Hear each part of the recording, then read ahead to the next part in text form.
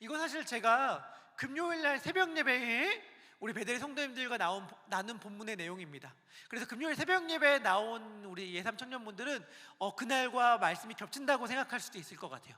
하지만 지금 우리가 민수기서 큐티 말씀을 하고 있잖아요. 그런데 민수기 큐티가 워낙 어렵다고 말하는 청년들이 많이 있고, 또 제가 다음 주부터는 성막에 관련된 말씀을 전하려고 하는데, 성막에 관련된 말씀과 오늘의 본문의 말씀이 좀 연관성도 있고 해서 제가 그거에 대한 예고편인 격으로, 그리고 민수기서 큐티에 도움이 되자는 마음으로, 그리고 제가 금요일날 큐티를 하면서 받은 은혜가 있기 때문에 그 은혜의 말씀을 좀 더 잘 정리하여서 오늘 나눠보려고 합니다.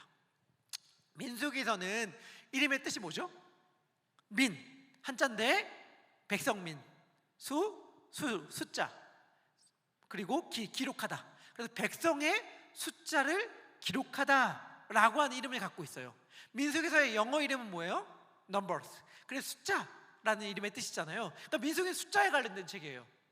민수기서의 히브리어 이름은 뭐냐면 광야에서라는 이름의 뜻을 갖고 있습니다. 미드바르라고 해서 광야에서라는 이름의 뜻을 갖고 있는데, 구약에 나와 있는 히브리 성경은 그 책 제목을 보통은 맨 처음 책의 성경의 각 문장 혹은 단어에서 따와요. 그러니까 민수기에서 맨 처음이 미드바르라고 되어 있어서 거기에 책 제목을 따왔거든요. 우리 찬송가가 꼭 그래요. 찬송가. 여러분, 찬송가 우리 거의 예삼에서 많이 안 부르는데 찬송가 1장부터 쭉 있잖아요. 찬송가 제목은 보통 찬송가 첫 구절로 정하거든요. 그런 것처럼 대부분의 히브리 성경은 첫 구절로 정해요. 그래서 히브리어 성경의 제목은 숫자들이 아닌데요? 라는 생각을 가진다 하더라도 이거는 그냥 맨 첫 구절을 따온 거구나 라고 이해하면 되고요. 구약 성경 민수기를 그리스어로 번역한 그리스어 성경의 민수기 제목은 뭐냐면 수들, 넘버스라는 이름의 아리스모이라는 그리스어예요. 그러니까 민수기서가 숫자들이라는 이름을 가졌다고 하는 게 큰 문제가 될 건 없습니다. 그러니까 한글로도 영어로도 번역이 잘 된 제목이에요. 무슨 숫자냐? 그럼 무슨 숫자냐? 한국말 성경이 더 잘 의미를 담고 있는데 백성의 숫자죠. 민수기는 하나님께서 자신의 백성을 숫자를 센 넘버링한 이야기입니다. 하나님께서 자신의 백성을 계수하다는 건 숫자를 센다는 거거든요. 계수하십니다. 하나님께서 왜 자신의 백성을 계수하시죠? 현대도 그렇지만 고대에는 백성의 숫자를 세는 건 크게 두 가지 목적이 있었습니다. 하나는 국방, 하나는 경제. 그러니까 군대에 참여할 수 있는 사람의 숫자를 세기 위해 사람의 숫자를 셌고, 또 하나는 세금을 걷기 위해 우리나라의 인구가 몇 명이나 되는지 파악하려고 했습니다. 하나님께서는 자신의 백성의 숫자를 세라고 말씀하시면서 그 이유를 다음과 같이 분명히 밝히십니다. 민수기 1장 3절의 말씀입니다. 우리 함께 읽도록 하겠습니다. 시작.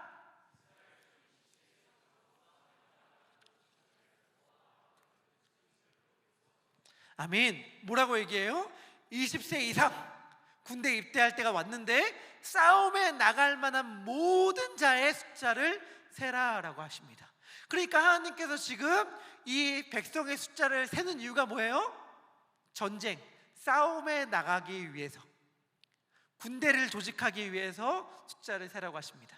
이사야서 13장 4절은 이렇게 얘기하거든요. 우리 같이 읽도록 하겠습니다. 시작.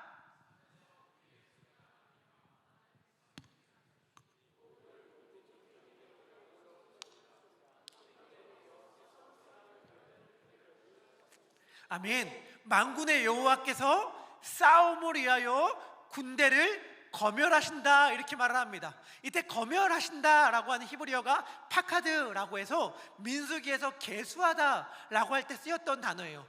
하나님께서 열국 세상과 전쟁하기 위해 자신의 군사의 숫자를 세십니다. 그게 민수기입니다. 그런데 여기서 숫자를 세다라는 말은 사실은 엄밀한 정확한 표현은 아닙니다.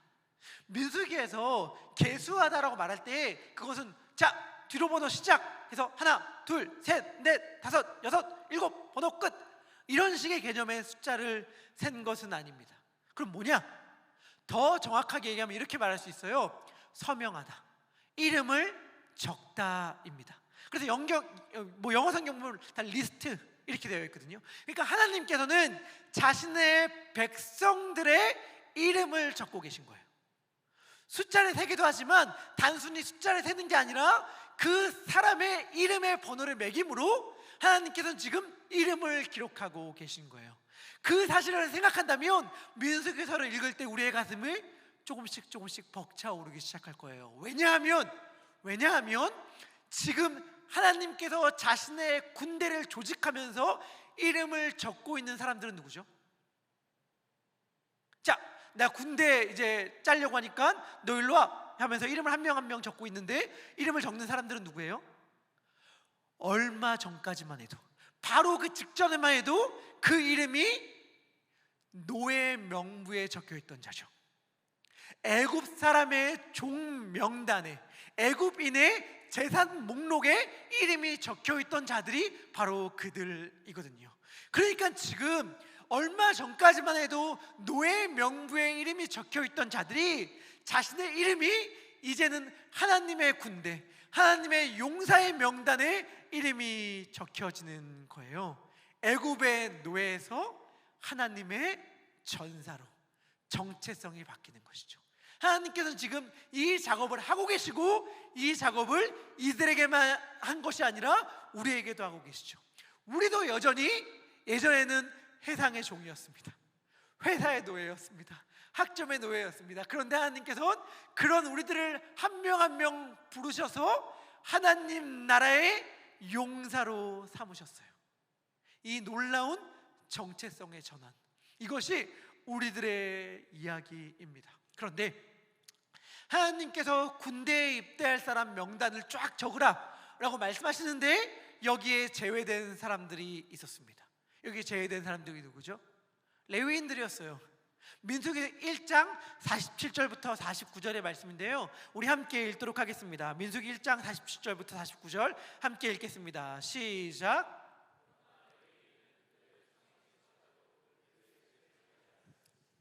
이는 여호와께서 모세에게 말씀하여 이르시되 너는 레위 지파만은 계수하지 말며 그들이 이스라엘 자손의 계수 중 넣지 말고. 아멘.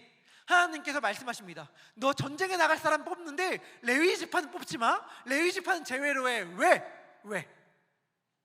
레위는 다른 중요한 할 일이 있어. 그 중요한 할 일이 뭐냐면 하나님의 집이었던 회막을 봉사하는 일, 그리고 회막의 여러 물품들을 관리, 감독, 이사하는 일들을 맡아야 되니까 레위인들은 군대에 선발하지 마, 징집하지 마 라고 말합니다. 이 일들이 얼마나 막중한지 레위인들은 이 일에만 집중하라고 말씀하셨어요. 그런데 이 일들은 집 나르는 일들, 그냥 집 청소하는 일들, 집 관리하는 일들이라고 생각해서 만만하게 볼 일이 아니었습니다. 하나님께서 전쟁에 나가는 사람은 20세 이상이면 됐거든요.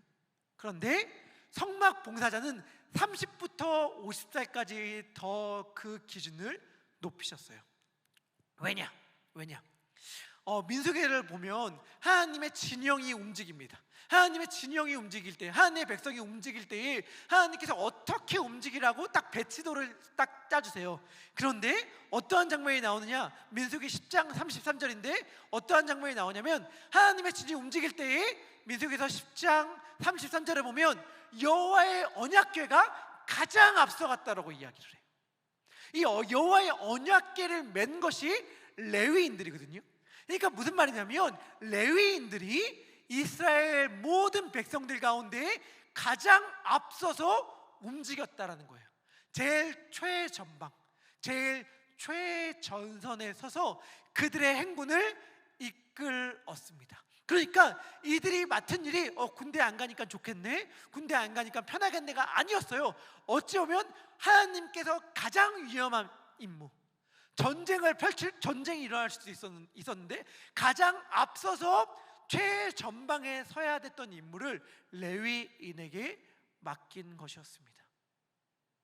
가장 중요하고 가장 어렵고 가장 위험한 일이었죠. 근데 이 레위인이 이 업무를 맡을 때 그냥 아무나 이 업무를 맡으라고 하나님께서 말씀하시지 않았어요. 두 가지 조건. 레위인이 성막 봉사를 할 때는 두 가지 조건이 있었습니다. 첫 번째 조건은 뭐냐? 다 얘기한 건데 레위인이어야 된다. 두 번째 조건은 뭐냐? 30살부터 50살까지여야 된다. 이 두 가지 조건이 있었습니다. 저는 이 두 가지 조건이 우리들에게 엄청나게 큰 교훈을 준다고 생각해요. 여러분, 레위인이어야 된다. 그리고 나이는 30살부터 50살이어야 된다가 우리들에게 주는 교훈이 뭐죠? 이 두 가지의 공통점이 뭐예요? 두 가지의 공통점. 이 두 가지의 공통점은 뭐냐면 내가 노력할 필요가 전혀 없다는 것, 내가 기여할 게 전혀 없다는 거죠.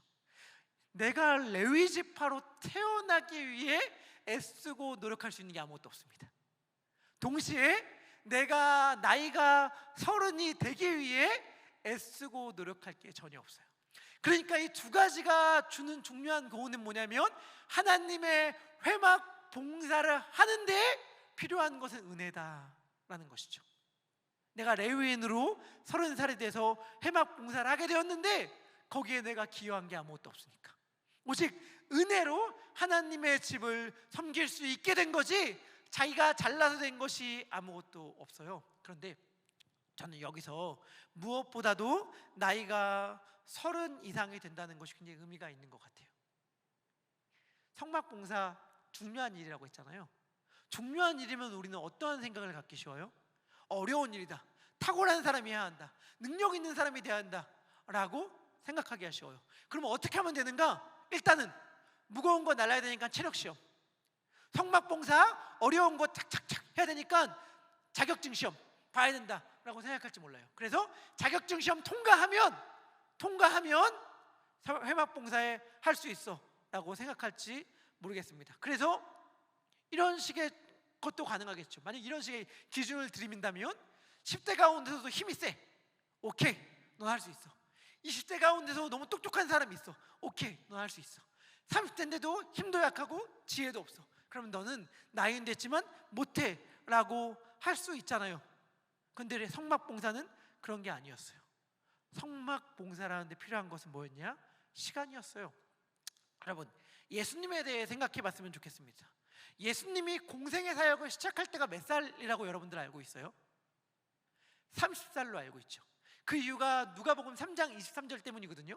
누가복음 3장 23절은 예수님께서 가르치심을 시작할 때가 30세쯤 됐다라고 말씀해줘요. 그래서 우리가 예수님이 공생의 사역을 30살에 시작했다고 알고 이해하는 거예요. 그런데 3장 바로 앞에 누가복음 2장이 있습니다. 놀라운 사실. 근데 누가복음 2장에서 무슨 사건이 나와요?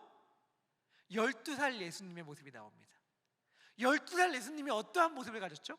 어떠한 모습이셨죠? 6월절에 성전에 가서 선생님들과 토론하죠. 선생님들과. 그리고 그 토론 가운데에 누가는 뭐라고 얘기하냐면 예수님의 이야기를 듣는 사람들이 다 입이 쩍 벌어졌다고 얘기해요. 아니, 이렇게 똑똑한 사람이, 이렇게 똑똑한 아이가 어떻게 있을 수 있지? 라고 하면서 입이 쫙 벌어졌어요. 그러니까 만약에 우리 시대로 이해한다면 이런 거예요.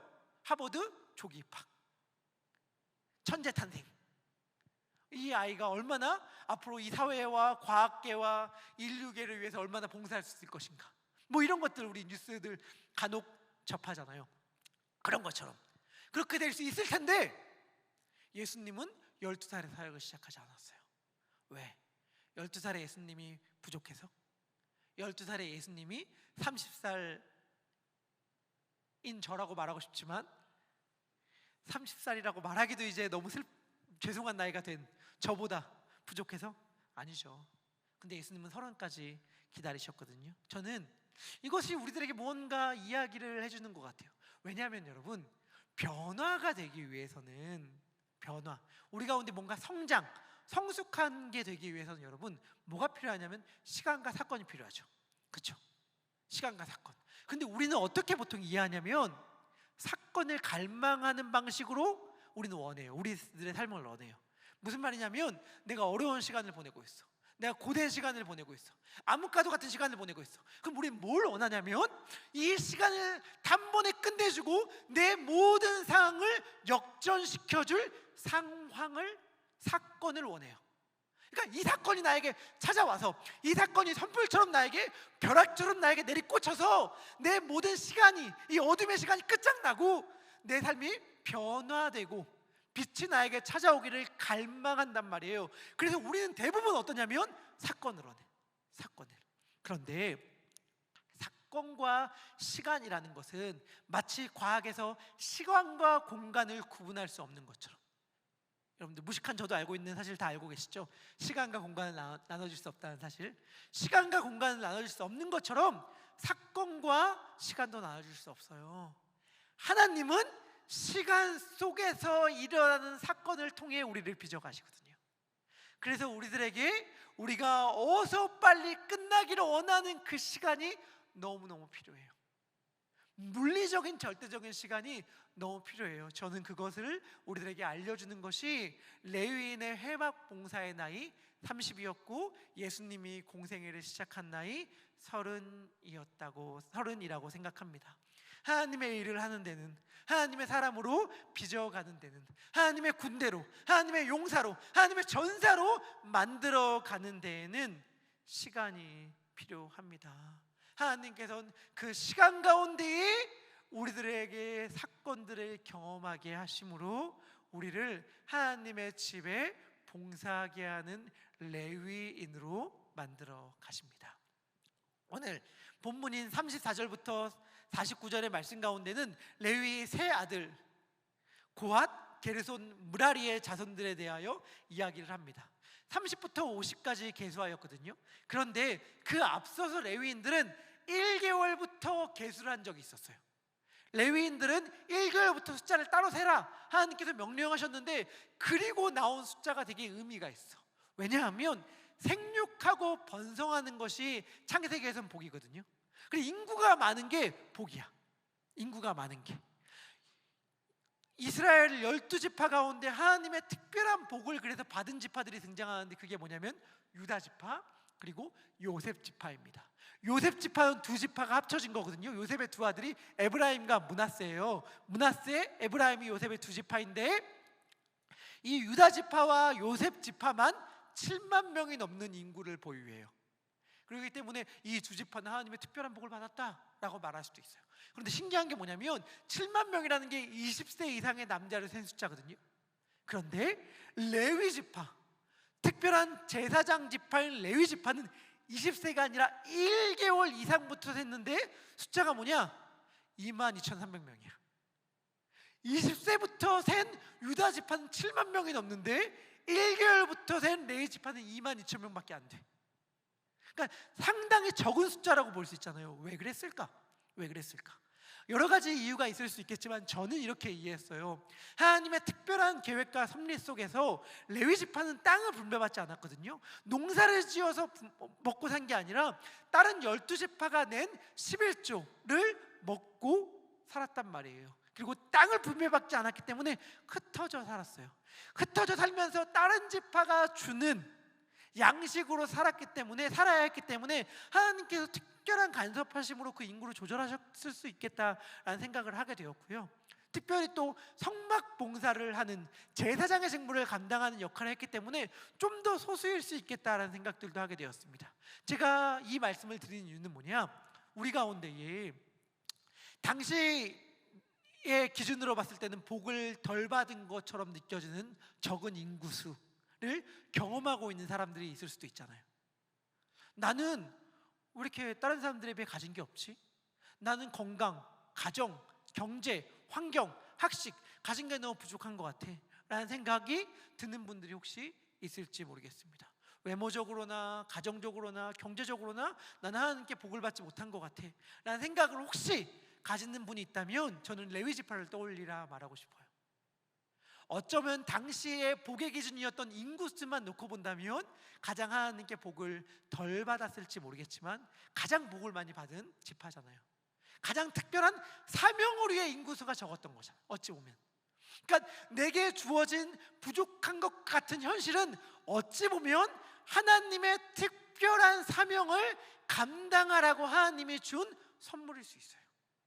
내게 그렇게 되면 내 환경이 다르게 해석되기 시작하는 거죠. 예전에는 이것 때문에 난 복을 덜 받은 것 같아 라고 생각했을지 모르겠지만, 지금은 이 환경이 바뀌어서 하나님께서 나에게 특별한 일을 감당하라고 이 사명을 주신 거구나, 이 현실을 허락하신 거구나 라고 해석할 수 있게 되는 것이죠. 저는 우리 사랑하는 예담의 청년들 가운데 혹시라도 자신의 인구수로 인하여 슬퍼하고 안타까움을 겪고 있는 분들이 있다면 하나님의 특별한 사명을 받은 자다라고 말씀드리고 싶습니다. 이 하나님의 특별한 사명을 받은 자, 그래서 굉장히 적다고 말할 수 있는 자, 레위지파 1개월 이상 된 인구 22,300명 중에 30세부터 50세 그 나이대에 속한 사람들은 더 적어서 8,580명이었거든요. 약 38%에 해당되었습니다. 이들은 정말 특별히 선발된 너무나도 하나님 보시기에 소중한 존재였습니다. 하나님께서 그들을 특별히 딱 떼어서 뭐라고 얘기했냐면, 내가 너희들에게만 맡길 특별한 사명이 있다 라고 해주셨어요. 자, 여러분들, 이제 수많은 사람들이 모여 있습니다. 제가 셀 목자들에게는 잠깐 간증을 했는데 여기는 구체적인 내용은 말씀드리지 않을게요. 혹시라도 궁금하신 분이 있으시면 셀에서 셀 목자에게 여쭤보시고, 제가 군대에 있을 때 1,300명 정도의 사람들 가운데 13명이 뽑힌 적이 있어요. 13명. 좋은 걸로. 제 뽑기 아니고. 근데 중요한 건 제가 뽑혔다는 걸 알고 가는데 맨 처음에 왜 가는지 몰라요. 왜 가는지 모르는데 조교분이 이렇게 말씀하시는 거예요. 좋은 거니까 가봐. 여러분, 1,300명 중에 좋은 거니까 가봐 라고 하는 13명이 뽑혔을 때 제 마음이 어땠을까요? 약간 설레면서 기대감이 막 차오르지 않았겠습니까? 그리고 난 실제로 좋았어. 여하튼간 제가 말씀드리고 싶은 건 뭐냐면, 이스라엘 60만 인구 가운데에 8,580명 60만 명 가운데에 10,000명보다 적은 숫자로 특별히 뽑혔단 말이에요. 그래서 하나님이 너에게는 내가 특별한 사명을 줄게 라고 말씀해 주셨어요. 다른 60만 명은 대충 너의 할 일은 그냥 이런 거 해 라고 자세한 설명도 하지 않아. 근데 이 8,580명은 엄청나게 디테일한 설명을 해줘요. 왜? 그 일이 중요하기 때문에. 여러분 생각해 보세요. 제가 누군가에게 일을 맡기는데 그 일을 내가 봐도 중요하지 않아. 내가 볼 때 큰 비중 있는 일이 아니야. 그럼 어떻게 설명하냐면 대충 설명해요. 막 이거 좀 해줄래? 어떻게 하면 돼요? 라고 누군가가 물어본다면 이렇게 말하죠. 그냥 하면 돼. 뭘 그렇게 신경 써. 괜찮아 그냥 적당히 이렇게 말을 해요. 근데 제가 볼 때 굉장히 중요한 일을 누구에게 맡기면 어떻게 해요? 몇 번이고 반복해서 강조하면서 굉장히 구체적으로 지시하게 돼요. 그렇죠? 그러니까 내가 볼 때 너무 중요한 일이야. 그럼 어떻게 되냐면, 야, 잘 들어. 정신 차려. 정신 똑바로 차리고 순서 철저히 지켜서 이렇게 해야 된다. 이렇게 하라. 몇 번이고 강조하게 되는데, 하나님께서 레위 지파에게 명령한 일들이 딱 그렇거든요. 굉장히 강조하시고 굉장히 반복하시고 굉장히 구체적으로 명령하세요. 그러니까 얼마나 중요한 일이겠어요. 레위인들이 그 이야기를 들으면 어떤 생각이 딱 드냐면, 우린 정말 특별한 존재인가 봐. 특별한 사명을 맡은 자야 라고 하면서 그 이야기를 귀를 쫑긋 세우고 듣게 되는 거죠. 맞아, 잘 받아 적자 하면서 딱 적으려고 하는데 적다 보니까 깨닫게 돼. 뭐지? 잠깐만, 이거 내가 특별히 하라고 하나님께서 명령하신 일이 맞나? 라고 질문하게 돼요. 왜? 맨 처음에는 뭣도 모르고 신나게 적고 있는데 적다 보니까 알았어. 나 지금 집 나르는 일을 하라는 거잖아. 이거 뭐야 이거? 이게 뭐지? 나 지금 이렇게 하나님께서 특별하게 뭔가 명령을 내리는 것 같은데 하는 일이 뭐냐? 집 나르는 일이다. 우리 민수기서 4장 오늘 본문의 말씀인데요, 47절과 49절의 말씀 우리 같이 읽도록 하겠습니다. 민수기서 4장 47절 49절의 말씀입니다. 같이 읽겠습니다. 시작. 49절의 말씀도 읽겠습니다. 본문에 2번 반복되어서 하는 얘기가 있는데 그게 뭐냐면 짐을 매는 일, 짐을 매는 일, 쉽게 말하면 짐 나르는 일, 짐꾼이다라고 하는 겁니다. 하나님께서 굉장히 선발해서 엄청나게 중요한 일을 맡긴다고 하면서 말씀하셨는데 그 일이 뭐야? 짐 나르는 일이야. 당시에 짐 나르는 일 좀 특별하지 않았을까요? 짐을 날라도 그냥 짐이 아니라 하나님의 성막의 짐을 나르니 얼마나 특별했겠습니까? 라고 생각할지 모르겠는데 저는 아닌 것 같아요. 이 일들 레위인들에게도 갑자기 풍선에 바람에 빠지듯 기대감이 슉 빠지는 일이었을 것 같아요. 왜? 어떻게 이걸 알 수 있냐? 나중에 어떤 일이 벌어지냐면 사무엘하에서 이 성막 물품 중에 하나님의 언약궤, 법궤를 옮기는 일이 발생했는데 이 법궤를 옮기다가 사고가 발생해요. 소가 법궤를 나르다가 갑자기 소가 날뛰면서 법궤가 떨어지려고 했거든요. 바닥에 하나님의 중요한 하나님의 재산, 하나님의 임재를 상징하는 법궤가 땅에 떨어지려고 하니까 우스다라는 장군이 법궤가 땅에 떨어지는 걸 막으려고 몸을 날려서 법궤를 딱 잡아요. 그러니까 법궤를 잡았다는 이유로 하나님이 우스다를 쳐서 우스다가 그 자리에서 즉사합니다. 우스다가 즉사했다라고 해서 그 사건을 베레스 우스다를 하나님께서 치셨다라고 하는 사건이 펼쳐지거든요. 그런데 이 사건을 해석하는 게 여러 가지 말씀들이 있는데 중요한 포인트 중 하나가 이거예요. 원래 하나님의 궤는 레위인들이 짊어지고 갔어야 됐어요. 특별히 고핫 자손이 짊어지고 갔어야 됐거든요. 그런데 법궤를 옮길 때에 어떻게 옮겼냐면 소가 옮기도록 했어요. 왜 그랬을까? 잘 모르겠지만 오늘 말씀과 우사 사건을 연관지으면서 저는 그렇게 해석했어요. 레위인들이 이 일들을 중요하게 생각하지 않았구나. 이 일들을 하나님께서는 2번씩이나 강조하면서 짐 매는 것, 포장하는 방법들 엄청나게 디테일하게 알려줬는데 레위인들 그거 듣다가 이거 뭐야? 그냥 짐 나르는 일이잖아. 이거 소 시키면 되는 거 아니야? 소에 그냥 옮기면 되는 거 아니야? 이 정도로 이해했구나라는 걸 알게 되었어요. 그러니까 뭐냐면 하나님은 굉장히 중요한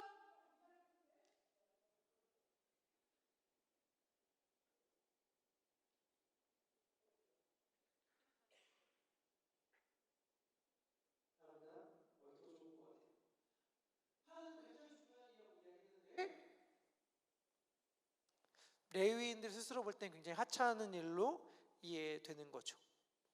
그러한 일들은 우리 가운데에 얼마든지 일어날 수 있죠. 무슨 말이에요? 여러분들 여기서 예수님 믿은 지 오래되신 분들 가운데 은혜의 경험을 한 분들이 있습니다. 저도 그랬거든요. 저 목사까지 됐잖아요.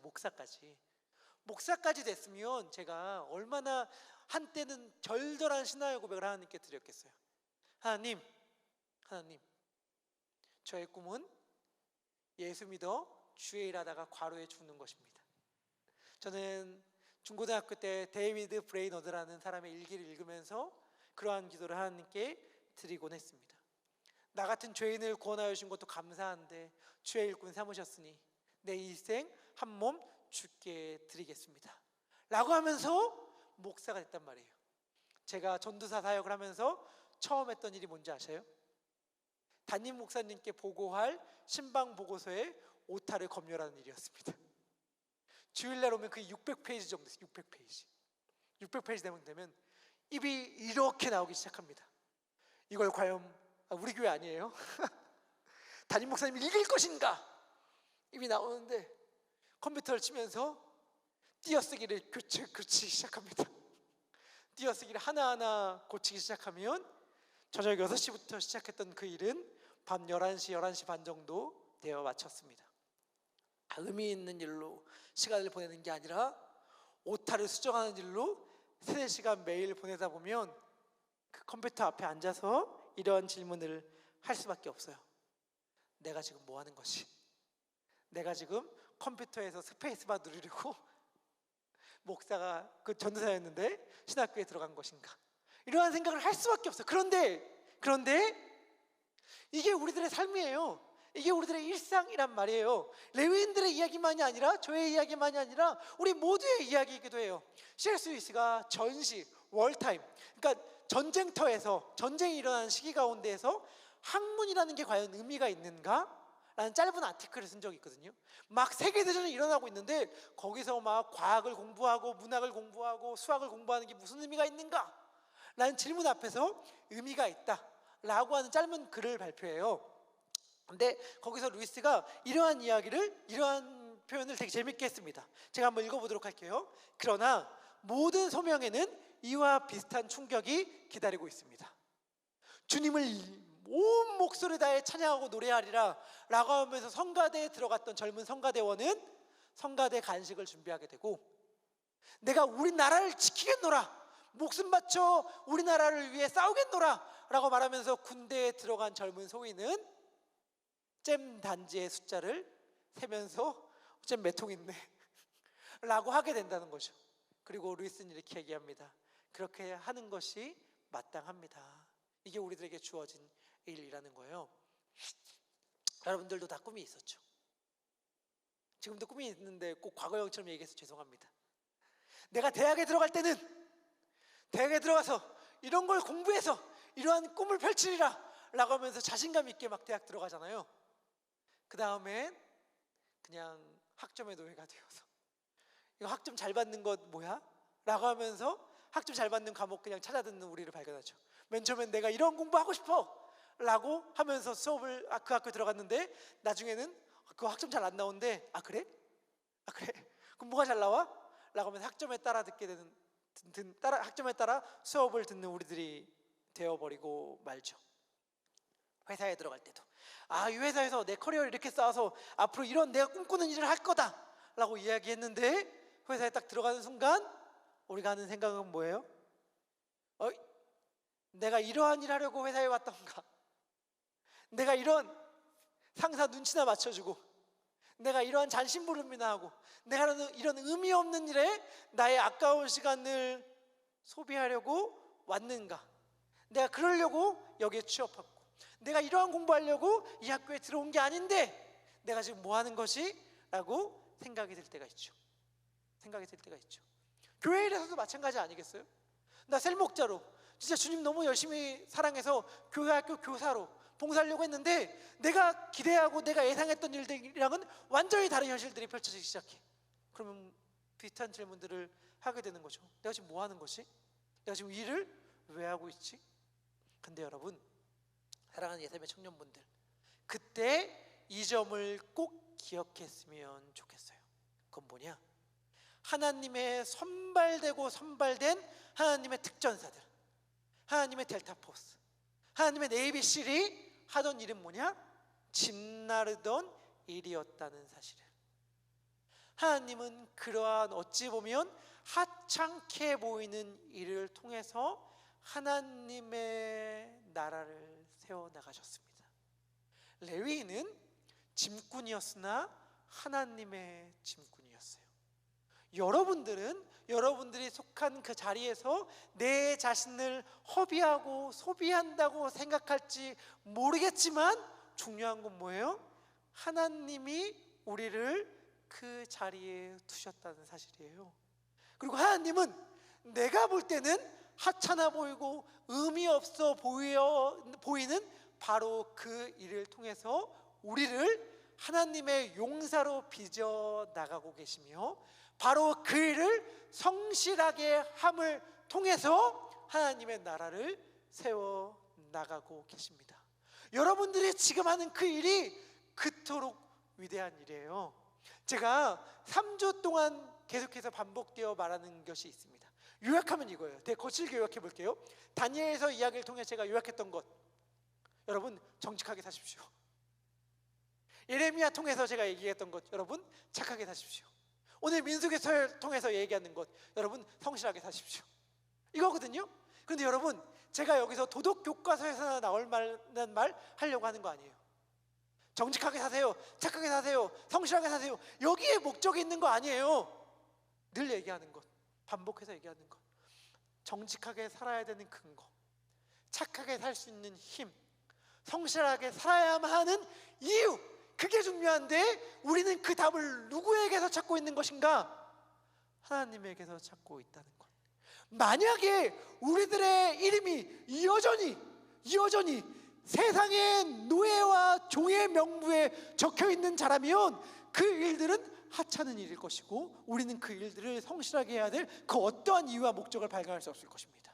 그런데 예수 그리스도가 십자가에 달려 죽으심으로 우리를 죄에서 자유하게 하셨고, 더 이상 우리는 세상의 종의 명부에 이름이 적혀져 있는 자들이 아니라 하나님의 군대의 명부에 이름이 적혀져 있는 자이므로, 오늘 우리가 하는 그 일은 하나님의 나라를 세워나가는 일이 되는 거예요.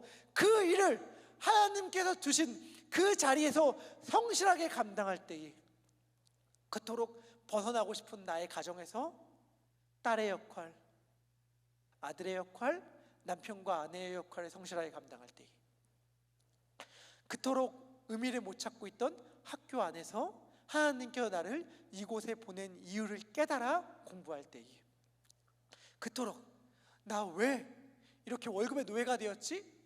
내가 이렇게까지 이 회사에 하면서 이 회사에 다녀야 되나?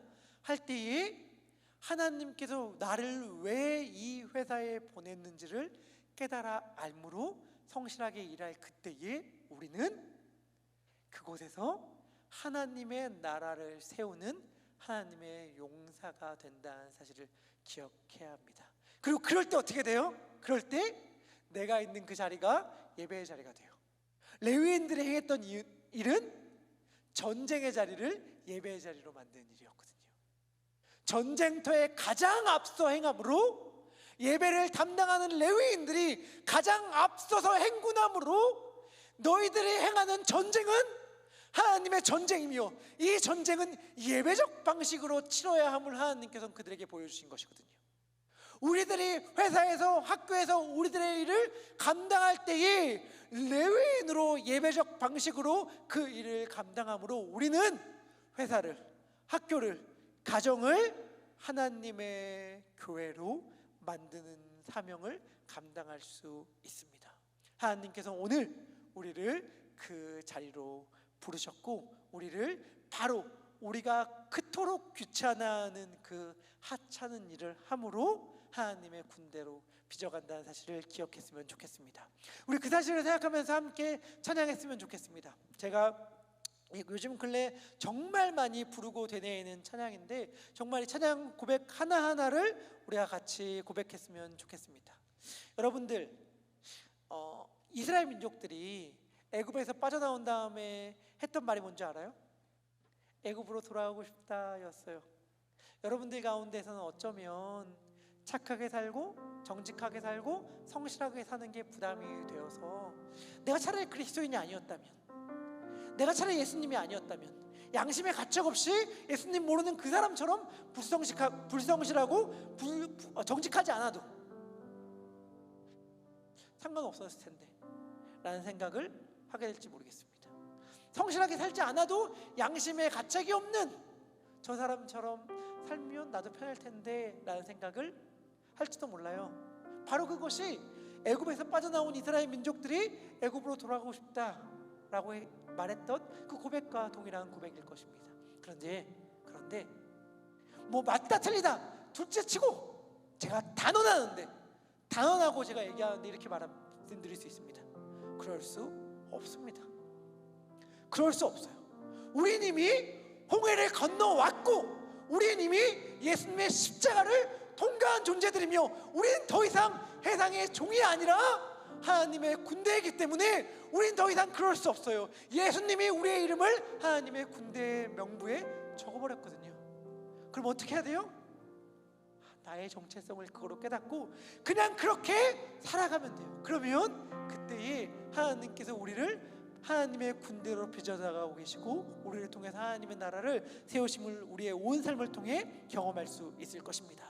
우리 그러한 마음을 가지고 함께 찬양하도록 하겠습니다.